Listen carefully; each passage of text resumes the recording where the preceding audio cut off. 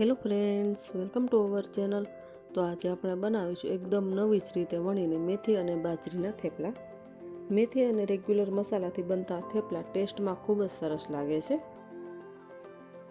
અને આવી જ નવી નવી રેસીપી જોવા માટે ચેનલને સબસ્ક્રાઈબ કરો, જેથી કરીને દરેક રેસીપીના વિડીયો તમને સૌથી પહેલાં મળતા રહેશે. તો ચાલો આપણે હવે રેસીપી બનાવીએ. તો મેથી અને બાજરીના થેપલા બનાવવા માટે મેં 1 બાઉલ બાજરીનો લોટ લીધેલો છે, 1 બાઉલ ઝીણી સમારેલી મેથીની ભાજી, હાફ બાઉલ જેટલા ઝીણા સમારેલા કોથમીરના પાન, 2 મોટી ચમચી જેટલી આદુ મરચાં અને લસણની પેસ્ટ અને 2 ચમચી આપણે તલ લીધેલા છે. મેથી અને બાજરીના થેપલા બનાવવા માટે આપણે 1 બાઉલ બાજરીનો લોટ લીધેલો છે. તો સાથે આપણે 1 બાઉલ જેટલું પાણી ગરમ કરવા માટે મૂકીશું. તમે ઘરમાં રહેલી કોઈ પણ એક વાટકીનું માપ સેટ કરીને આ રીતે થેપલા બનાવી શકો છો. હવે તેમાં આપણે સ્વાદ અનુસાર નમક એડ કરીએ અને ઢાંકણ ઢાંકીને આપણે પાણીને 2 થી 3 મિનિટ સુધી ઉકળવા દઈએ. હવે 2 થી 3 મિનિટ થઈ ગઈ છે અને પાણી એકદમ સરસ રીતે ઉકળી ગયું છે. તો તેમાં આપણે 1 બાઉલ લોટ એડ કરીએ. પાણીમાં લોટ એડ કરીને તેને એકદમ સરસ રીતે મિક્સ કરી દેવાનો છે. લોટને આપણે આ રીતે એક જ ડાયરેક્શનમાં મિક્સ કરીશું, જેથી કરીને લોટના ગાંઠા ન રહે. અત્યારે મેં 1 બાઉલ બાજરીનો લોટ લીધેલો છે, પણ તમે તેના બદલે હાફ બાઉલ બાજરીનો લોટ અને હાફ બાઉલ જુવારનો લોટ પણ લઈ શકો છો. તો લોટ એકદમ સરસ રીતે મિક્સ થઈ ગયો છે. તો હવે ઢાંકણ ઢાંકીને લો ગેસની ફ્લેમ પર તેને 2 થી 3 મિનિટ સુધી સ્ટીમ થવા દઈએ.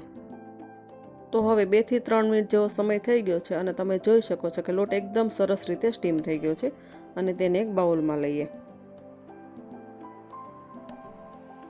આ રીતે આપણે બધો જ લોટ આ બાઉલમાં લઈ લેવાનો છે.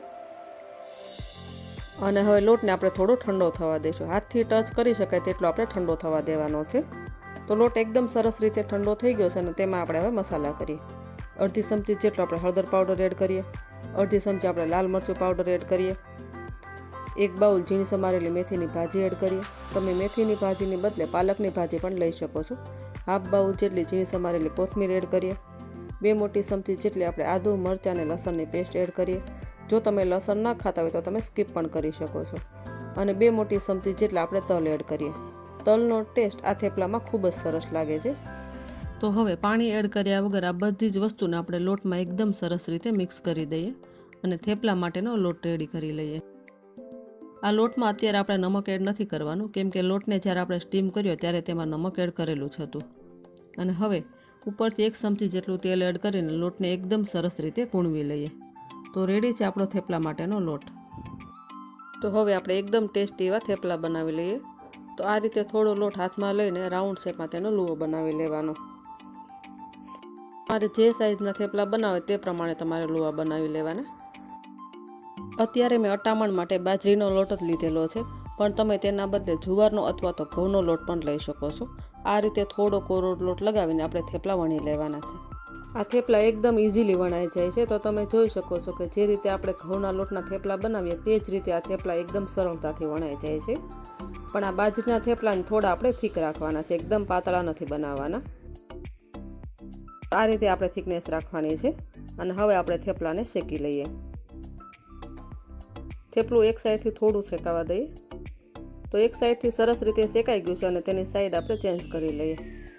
અને ઉપરથી આપણે અડધી ચમચી જેટલું આપણે તેલ સ્પ્રેડ કરી દઈએ. તમે તેલના બદલે ઘી પણ લઈ શકો છો. તો થેપલું એક સાઈડથી સરસ રીતે શેકાઈ ગયું છે, તો તેને હવે પલટાવી લઈએ અને બીજી તરફ પણ આપણે થોડું તેલ સ્પ્રેડ કરી દઈએ અને બંને બાજુ એકદમ સરસ રીતે ફેરવતા જઈને શેકી લઈએ થેપલાને. તો માત્ર 1 જ મિનિટમાં થેપલું એકદમ સરળતાથી શેકાઈ જશે અને થેપલું થોડું ક્રિસ્પી થાય ત્યાં સુધી તેને આપણે શેકી લઈએ. તો હવે આપણું આ રેડી છે મેથી અને બાજરીનું થેપલું. અને હવે તેને એક પ્લેટમાં લઈએ અને આ જ રીતે આપણે બીજા બધા થેપલા બનાવી લઈશું. અટામણ માટે આ રીતે થોડો કોરો લોટ લઈને થેપલાને આપણે એકદમ હળવા હાથે વણી લઈશું. થેપલા એકદમ ઇઝીલી વણાઈ જશે. આ મેથી અને બાજરીના થેપલાને તમે 2 થી 3 દિવસ સુધી સ્ટોર કરી શકો છો. તો આ થેપલું સરસ રીતે વણાઈ ગયું છે અને તેને આપણે હવે શેકી લઈએ. એક સાઈડથી થોડું શેકાઈ જાય પછી તેની સાઈડ આપણે ચેન્જ કરી લઈએ અને ઉપરથી થોડું આપણે 1 ચમચી જેટલું તેલ સ્પ્રેડ કરીશું. અને આ જ રીતે તેને બીજી સાઈડથી પણ શેકી લઈએ.